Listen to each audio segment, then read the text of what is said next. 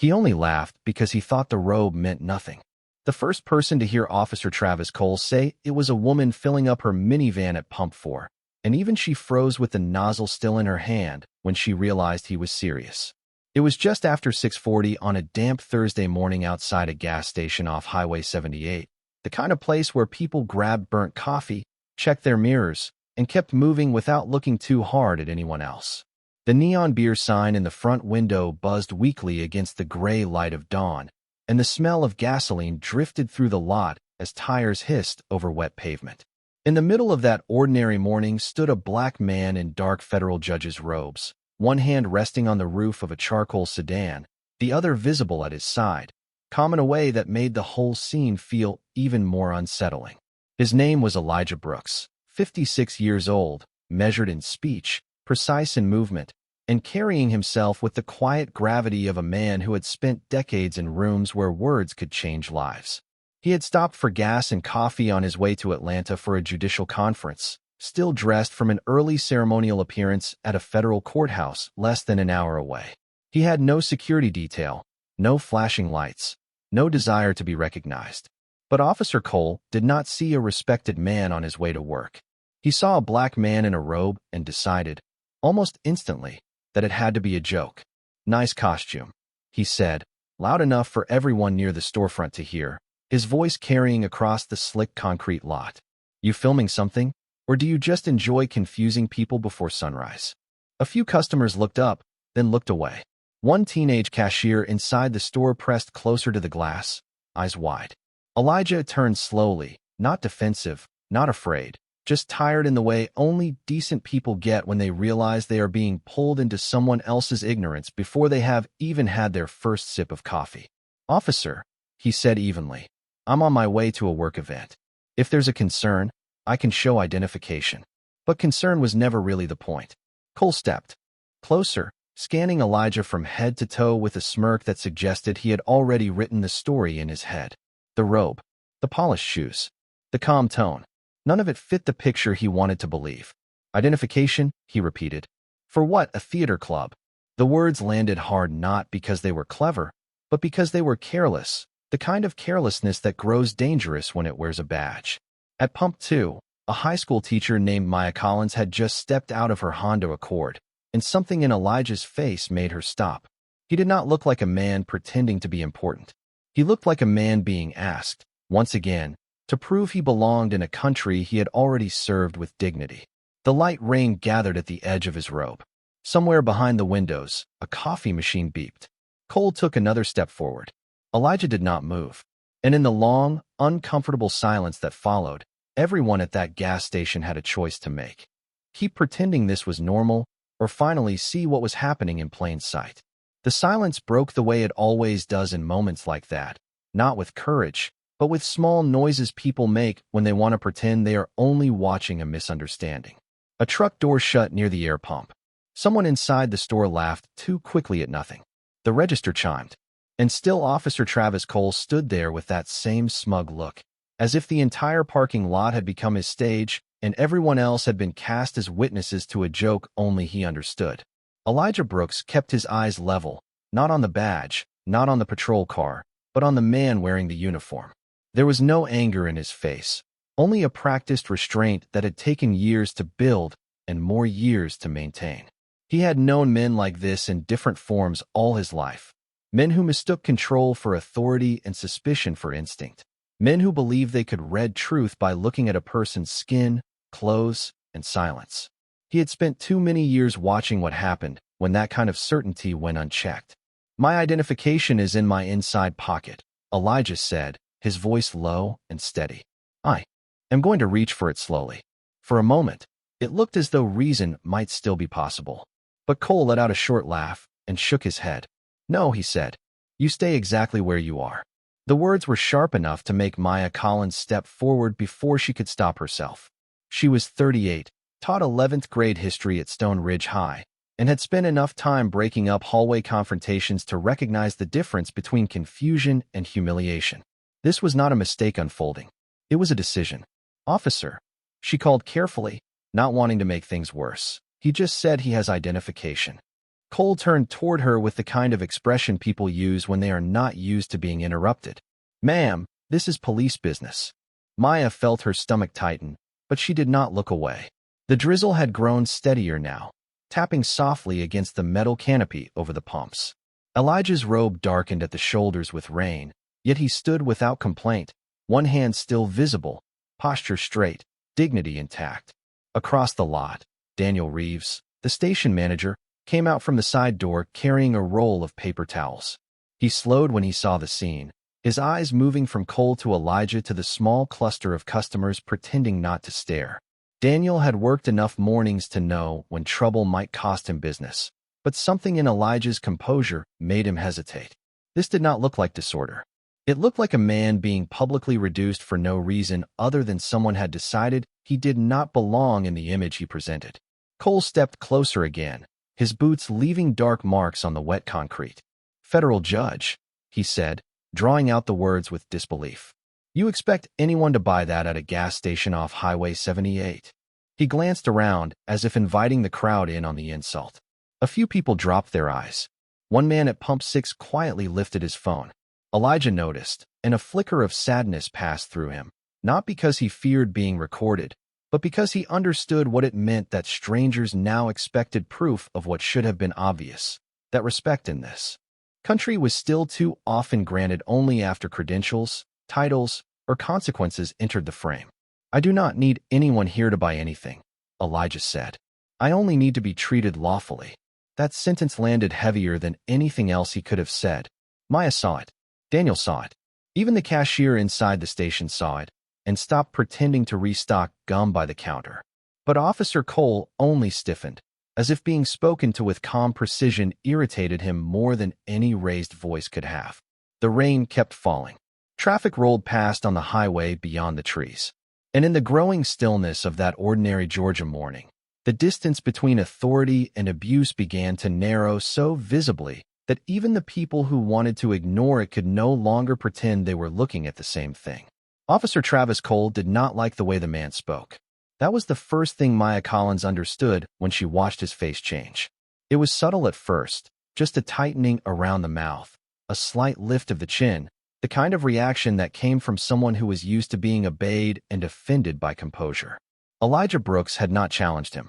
He had not raised his voice, had not stepped forward, had not tried to impress anyone in that parking lot. He had simply spoken with the quiet confidence of a man who knew the difference between law and ego. And that difference seemed to trouble Cole more than any argument could have.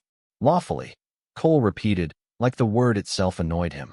He glanced toward the sedan, then back at Elijah, as if searching for some visible flaw that would justify the suspicion he had already committed to. The charcoal car sat under a film of rain, clean but not flashy, with a leather briefcase visible through the passenger side window and a folded suit jacket laid neatly across the back seat. It did not look stolen. It did not look theatrical. It looked exactly like what it was, the vehicle of a man with somewhere important to be. But once a false story gives someone power, facts begin to feel like interruptions. "You know what I think?" Cole said louder now. "I think you enjoy making people uncomfortable, dressing up like that, walking around expecting special treatment." The words hung in the damp air, ugly not because they were dramatic, but because they were ordinary. That was what made Maya's throat tighten. She had heard versions of that tone before in school board meetings, in faculty lounges, in stores where someone asked for a receipt from one person and not another. It was the voice of a person trying to make humiliation sound reasonable. Elijah lowered his gaze for the briefest moment, not in submission, but in restraint. Then he looked back up. "Respect is not special treatment," he said. "It is the minimum." Daniel Reeves felt that one. He stood near the station entrance with the roll of paper towels still tucked under his arm, his manager badge clipped crookedly to his polo, and suddenly he was no longer thinking about delayed customers or morning inventory. He was thinking about his father, a pastor in Macon, who used to say that the test of character was never how a person treated the powerful. It was how they treated someone they believed could do nothing back. Daniel looked at Elijah's face and saw no performance there, only discipline. The kind of discipline that cost something. By now, 3 more customers had pulled in, and the lot had taken on that strange, suspended feeling that happens when a public place stops being public and turns into a moral crossroads. A woman walking out with a fountain drink slowed near the ice machine. A delivery driver stayed in his van, but cracked the window. The cashier inside whispered something to a younger employee, and both turned their attention toward the rain-streaked glass. Officer Cole must have felt the shift, because his shoulders squared as though the presence of witnesses only deepened his need to control the scene. "I asked you a question back there," he said. "What court are you supposed to belong to?" Elijah answered without hurry. "The United States District Court." Cole smirked again, but this time it came too fast, too brittle, like even he heard the weakness in it. "Sure," he said. "And I suppose that car is official too." Elijah did not respond right away. The rain tapped lightly against the hood of the sedan. A tractor-trailer groaned past on the highway beyond the station. Somewhere overhead, a crow called from a utility wire. Then Elijah spoke, and his voice was so calm it made the whole parking lot lean toward him without moving. "Officer, there are children in this country who grow up learning to stay calm not because they are safe, but because they know calm is the only thing that might keep them from being misunderstood. I am too old to be surprised by this, but I am not too tired to tell the truth when it happens." No one said a word after that. Not Maya, not Daniel, not the people by the pumps, or the cashier behind the glass, or the man recording from pump 6. It was one of those rare moments when a person says something so plain and so true that it strips every excuse out of the air. And for the first time that morning, Travis Cole looked less certain than before, as if some part of him had begun to realize that the robe was not the only thing he had misjudged. The rain eased into a fine mist, light enough that the drops no longer sounded like weather and more like time itself, ticking quietly across the gas station canopy while no one moved the way they normally would on a Thursday morning. Officer Travis Cole shifted his weight and looked around the lot again, this time not like a man certain of a threat, but like someone aware that the scene had started slipping out of his control. That awareness did not make him calmer. It made him sharper, more defensive, more determined to prove that his instincts could not possibly be wrong. "You are very polished," he said, his voice edged with something colder now. "I will give you that. Real calm, real smooth. But that does not make this legitimate." He pointed toward Elijah Brooks's robe with two fingers, dismissive, almost casual, as if the insult meant nothing. "Anybody can buy fabric. Anybody can put on a look." Maya Collins felt that sentence settle over the lot like a second layer of rain. She had heard people talk that way before, reducing a lifetime of work to a costume the moment the person wearing it did not match their expectations. Elijah did not answer immediately. His expression remained composed, but up close the strain was there now in the small details, in the set of his jaw, in the breath he took before speaking, in the sadness that passed through his eyes and vanished before it could become visible pain. "A uniform does not create character," he said. "Neither does a robe. But both should mean the person wearing them understands responsibility." Daniel Reeves looked down at the paper towel roll in his hands and realized he was crushing the cardboard tube without meaning to. Around him, the bystanders had stopped pretending this was none of their business. The woman with the fountain drink had not taken a sip in nearly 2 minutes. The delivery driver had stepped all the way out of his van. Even the teenage cashier was standing still behind the register, his face pressed toward the glass, watching the exchange unfold like something he would remember for years. It was no longer just a roadside stop. It had become a test, and everyone there could feel it. Cole took one step closer to Elijah, then another, closing the distance not because Elijah had done anything threatening, but because men like Cole often mistook nearness for authority. "You are telling me a federal judge just stopped here alone, in full robes, at this hour, on this side of town?" His tone made it clear that he already considered the answer ridiculous. "That is your story?" Elijah looked at him for a long second, and when he finally spoke, his voice carried none of the defensiveness the moment was trying to force out of him. "No," he said, "that is my morning." There was something about that line, so plain and so grounded, that made Maya's eyes sting. It was not dramatic. It was not clever. It was simply human, and maybe that was what made it impossible to shake. She imagined the hours before this one, the courthouse hallways, the prepared remarks, the careful schedule, the ordinary burden of a man moving through a life built by discipline, only to be stopped in a gas station parking lot and treated like his very presence was suspicious.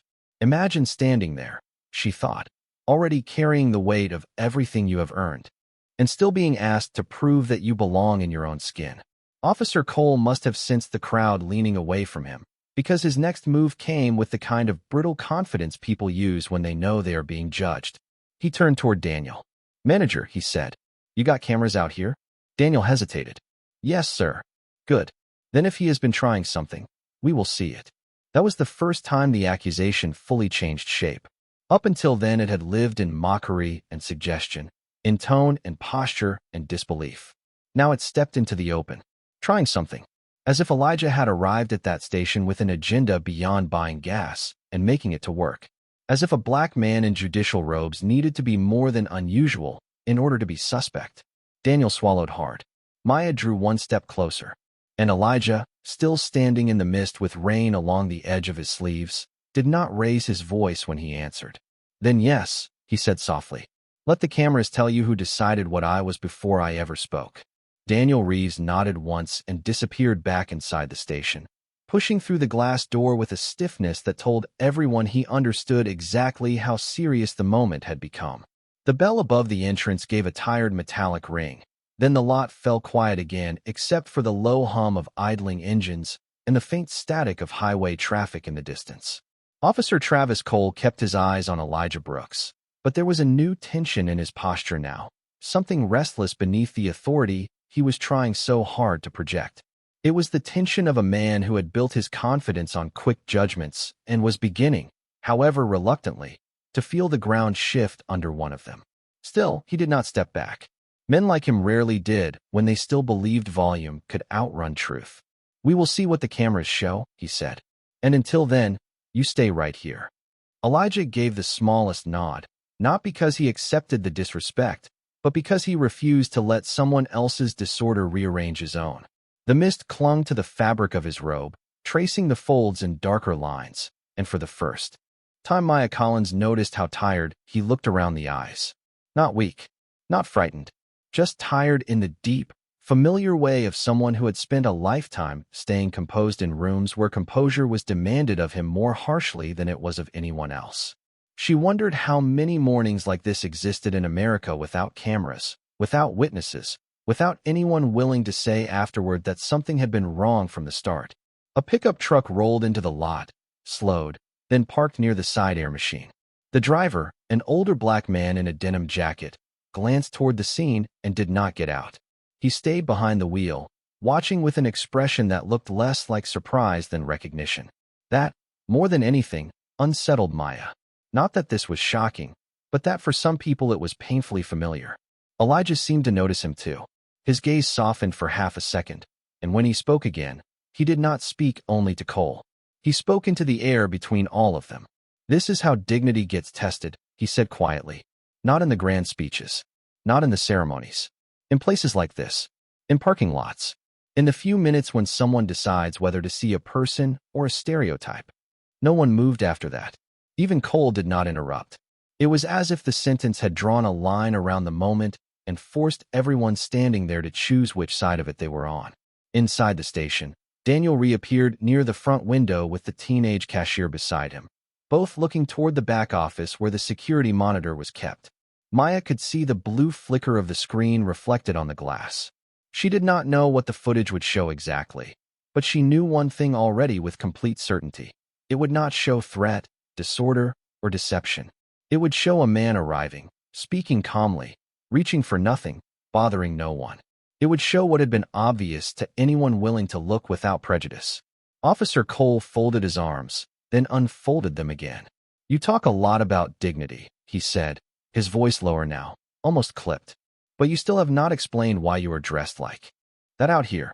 Elijah turned his face toward the highway for a moment, toward the soft gray sky beyond the station sign, and when he answered, his words came with the weight of memory behind them. "Because my work did not end when I stepped out of the courthouse," he said, "and because I should not have to change who I am just to make strangers comfortable." Maya felt that one settled deep in her chest.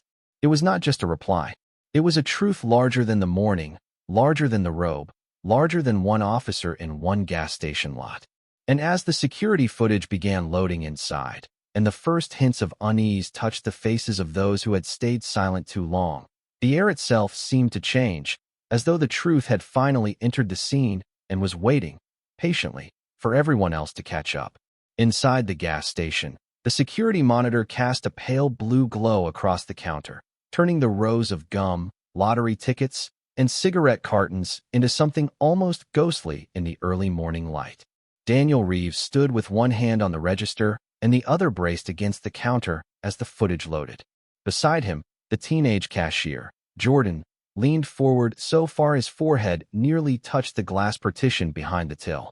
Outside, through the front windows streaked with mist and rain, Elijah Brooks remained exactly where he had been told to stand, his robe dark at the edges, his posture still composed, while Officer Travis Cole tried to hold on to the last shreds of certainty with crossed arms and a jaw that kept tightening every few seconds. Maya Collins stayed near Pump 2, not close enough to escalate anything, but no longer pretending she was simply passing through. The older man in the pickup truck had stepped out now, leaving his door open, his expression quiet and watchful. Across the lot, the man recording at Pump 6 had lowered his phone but not put it away. The morning was no longer moving forward in the normal way. It had narrowed into a single question, and everyone could feel it. Daniel clicked back through the camera feed to the moment Elijah's sedan had entered the lot. There it was, clean and simple, free of interpretation. The car rolled in at a normal speed and stopped beside Pump 3.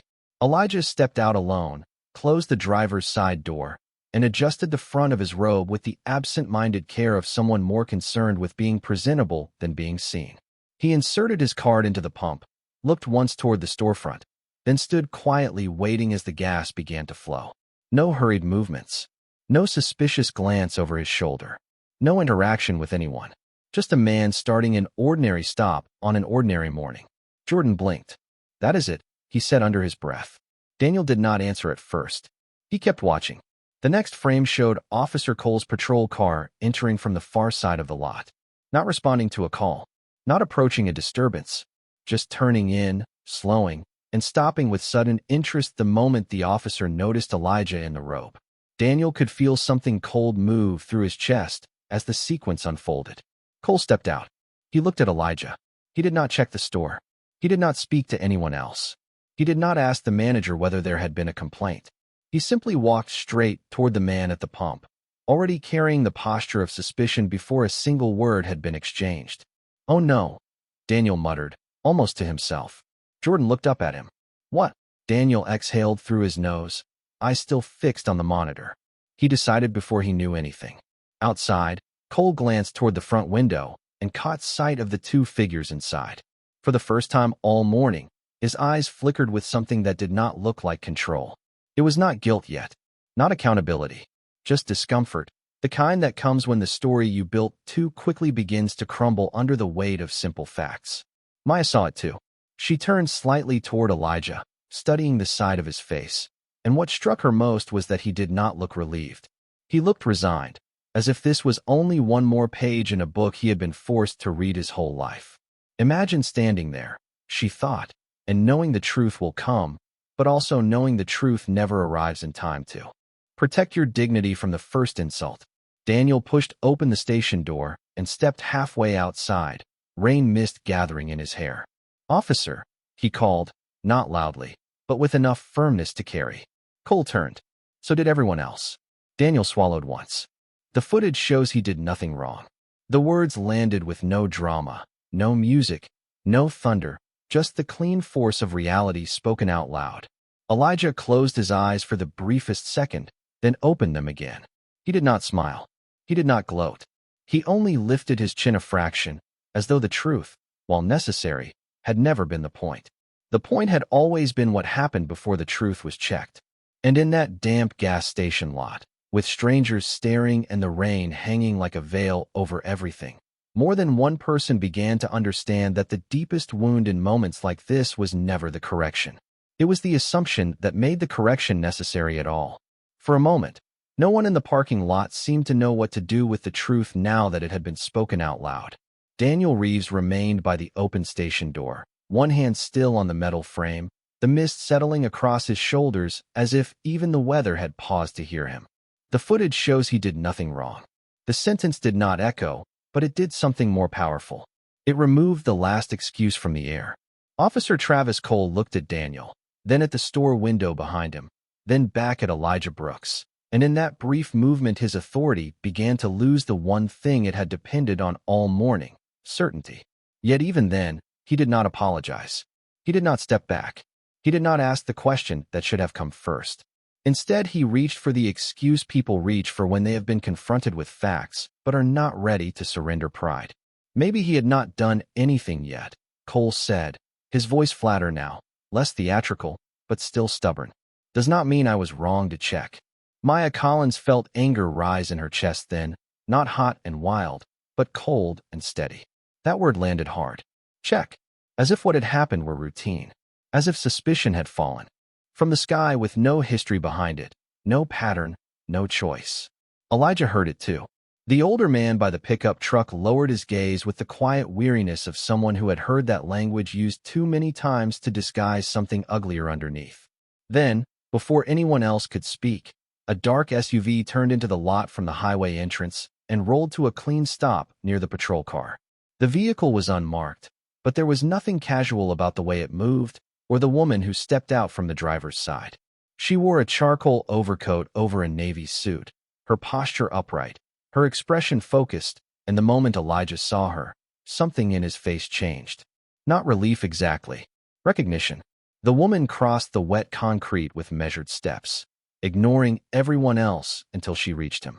"Judge Brooks," she said, clear enough for the whole lot to hear. "I have been trying to reach you for the last 12 minutes.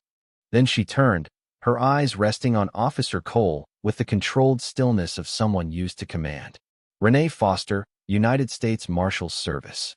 The words moved through the gas station like a current. Maya saw the cashier inside straighten. Daniel's mouth parted slightly. The man at Pump 6 lifted his phone again without thinking. Foster did not raise her voice, but she did not need to. "Judge Elijah Brooks is scheduled to deliver the opening address at the 11th Circuit Judicial Conference this morning," she said. "He left the courthouse directly from a formal swearing-in event, which is why he is still in robe. His office notified us when he was delayed." She paused, and when she looked at Cole again, the silence around her seemed to sharpen. "Would you like to explain why a federal judge was detained in a gas station parking lot without cause?" No one answered for him.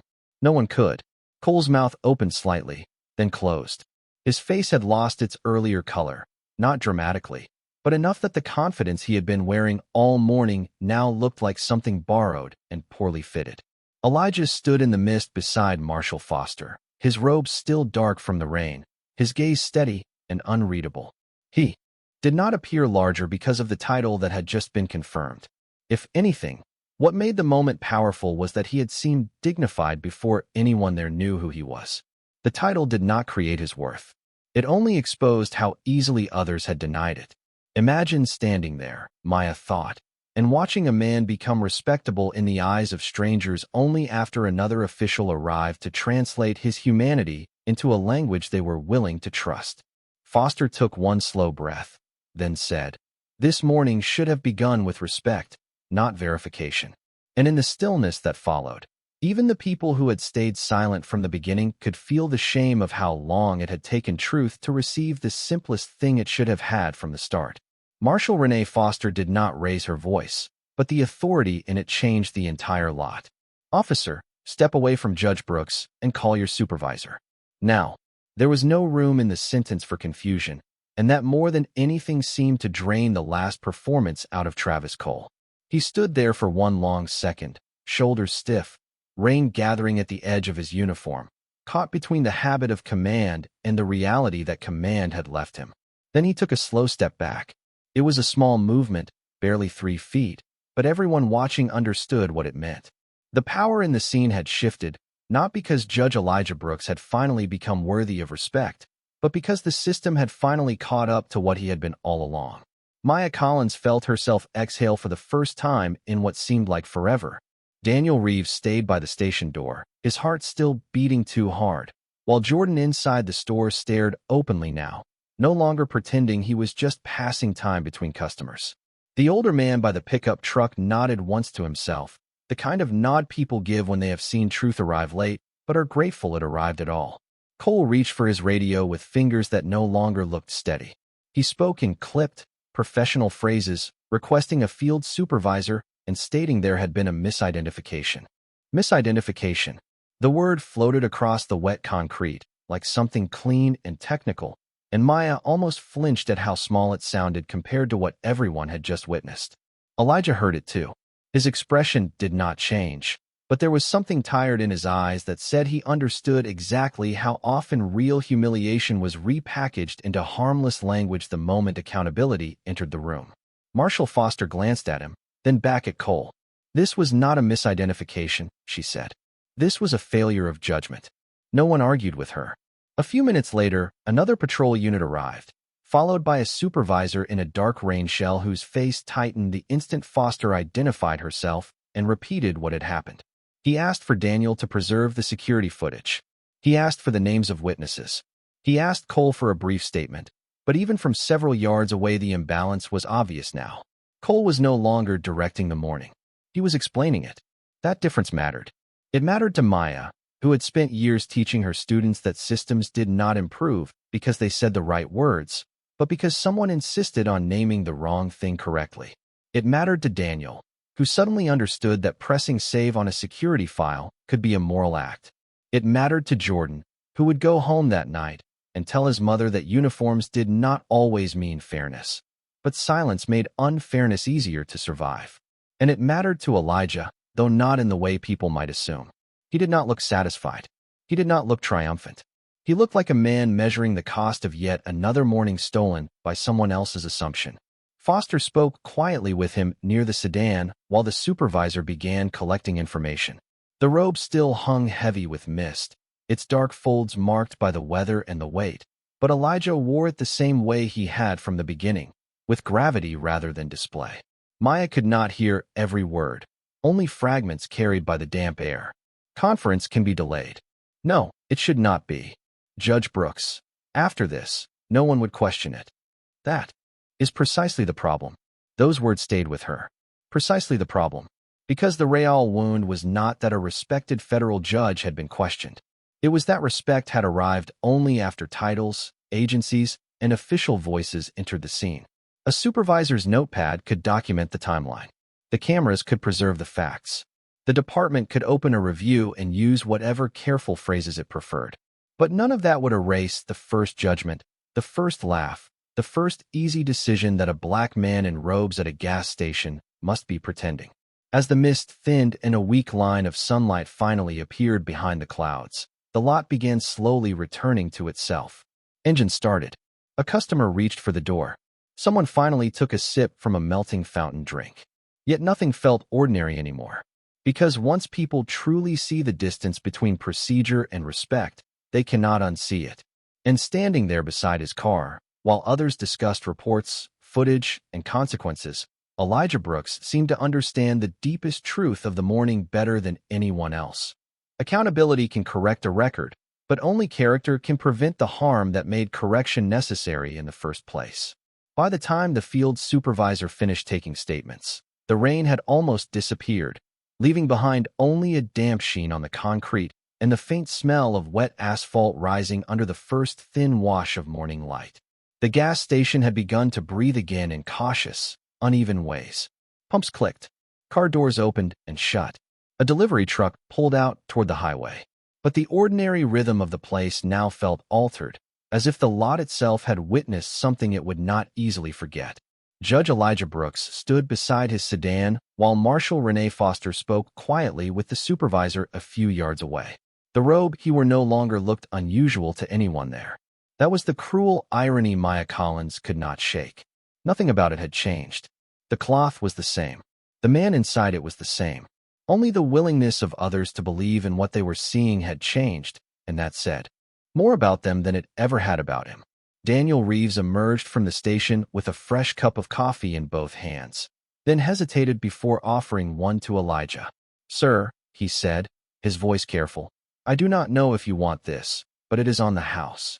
Elijah looked at the cup, then at Daniel's face, and for the first time that morning a trace of warmth touched his expression. "Thank you," he said. "Kindness should never need a reason, but it still matters when it arrives." Daniel nodded. swallowing past the tightness in his throat. Jordan watched from inside, memorizing every word without meaning to. A few feet away, the older man in the denim jacket finally approached, his hands visible, his voice low. "I have seen mornings like this before," he said to Elijah. "Not always with robes. But I know the look they give before they decide." Elijah met his eyes and gave a small, understanding nod. No long speech. No ceremony. Just recognition passing between two men who understood that some wounds in this country did not need explanation, only witness. Maya stepped closer then, not out of curiosity, but because something in her told her she would regret leaving without saying what the moment had taught her. "Judge Brooks," she said, "I teach high school history. I think my students hear about justice like it is something abstract, something framed on a wall or written in a textbook. But today," she stopped, searching for the right words. Elijah waited, patient as ever. "Today I think I saw how fragile it can be when people stop seeing each other clearly." Elijah held her gaze for a moment, and when he spoke, his voice carried the same steady weight that had quieted the lot long before anyone confirmed his title. "Justice is fragile when it depends on recognition," he said. "It should begin much earlier than that. It should begin the moment one human being meets another." Maya felt those words settle somewhere permanent inside her. Near the patrol unit, Travis Cole stood apart from the others while his supervisor finished another phone call. He was no longer the center of anything.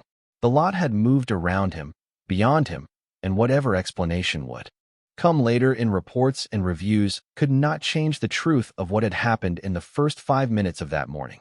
Elijah looked in his direction only once.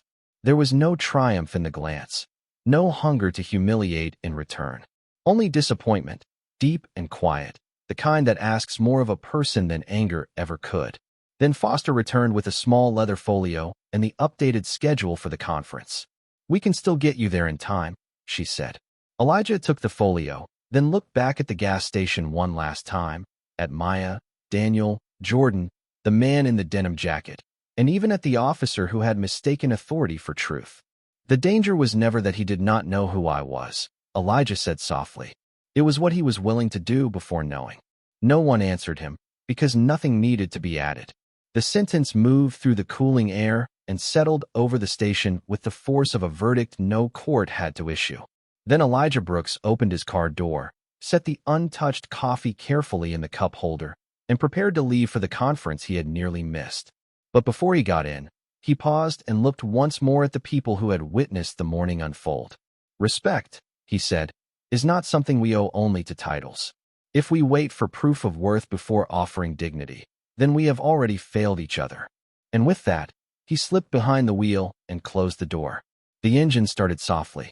The sedan pulled away from the pump, turned toward the road, and disappeared into the brightening Georgia morning. Long after the taillights were gone, the people left behind remained where they were, not because they did not know how to move on, but because they did. They just knew they would move on differently. Because a badge can command silence, and a robe can command recognition, but character is what reveals who understood justice before either one ever entered the frame.